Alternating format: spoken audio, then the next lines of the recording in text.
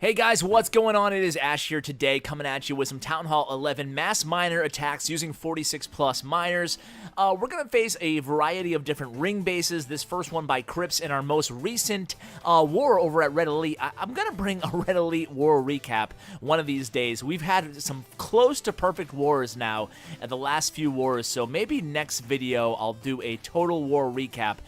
Really 3-starring a lot of these Town Hall 11 bases, especially we've gotten good at 3-starring all these ring bases that we come across. Now, we're using mass bowler mostly, or bowler walk, queen walk, or some mass miner attacks. So we're going to focus on the mass miner on today's video. Now, one thing you'll see, the theme of all these attacks is if you can get the queen, if she's in a vulnerable location, go ahead and do so right off the bat with your heroes. Use a few wall breakers, break into the perimeter, use both of your heroes just to take out the enemy queen, because heroes, no matter what hero it is, even the enemy king, can really tie up these miners. So that's one thing you do want to be aware of. And if you get your miners to the core of these bases, really, really, really important to always use rage spells on the core. There tends to be a lot of hit points between the clan castle, the eagle artillery, and the town hall, obviously. It's a lot of hit points there, and they do take a little bit more time than obviously bowlers and Valkyries, the higher DPS units, to deal with these structures. So always use rage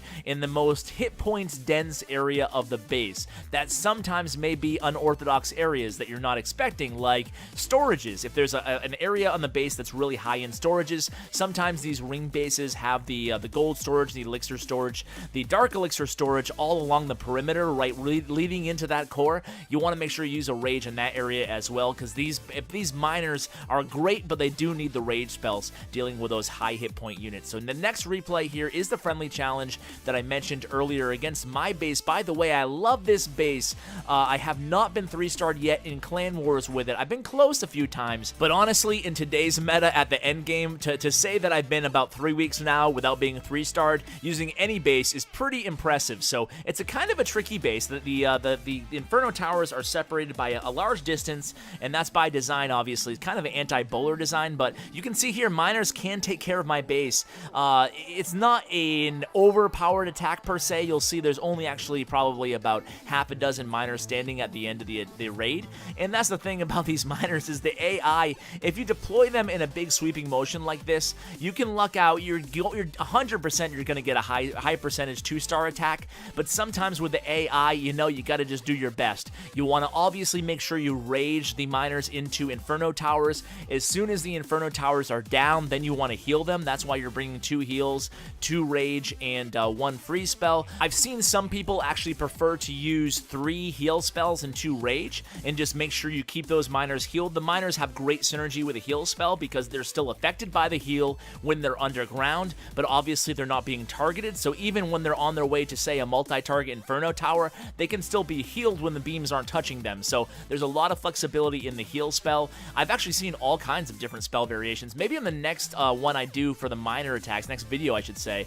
I'll focus more on different spell variations you can use with this attack, because you can even use 4 rage spells, 1 heal spell, because essentially you're using no mobility spells here. You're using no jumps, no earthquakes, so you really have a lot of flexibility in terms of what you want to choose for the rest of your spells there.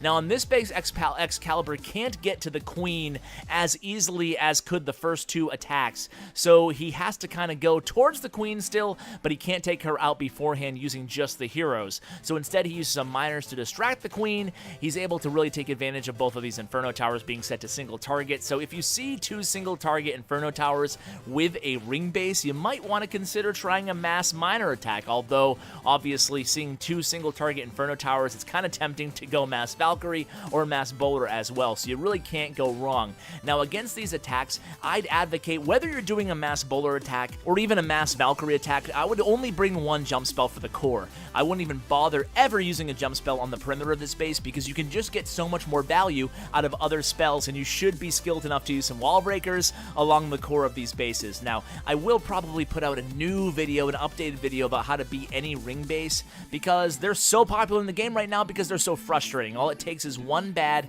unexpected something in the clan castle or one bad AI decision. You can see the Barbarian King, by the way, sneaking into that perimeter there, taking down the Inferno Tower, were the miners, and pulled off a 3-star attack. So guys, that's going to do it for today's episode. More mass miner attacks. Hope you enjoyed. enjoyed. As always, guys, thanks so much for watching, and as always, take care.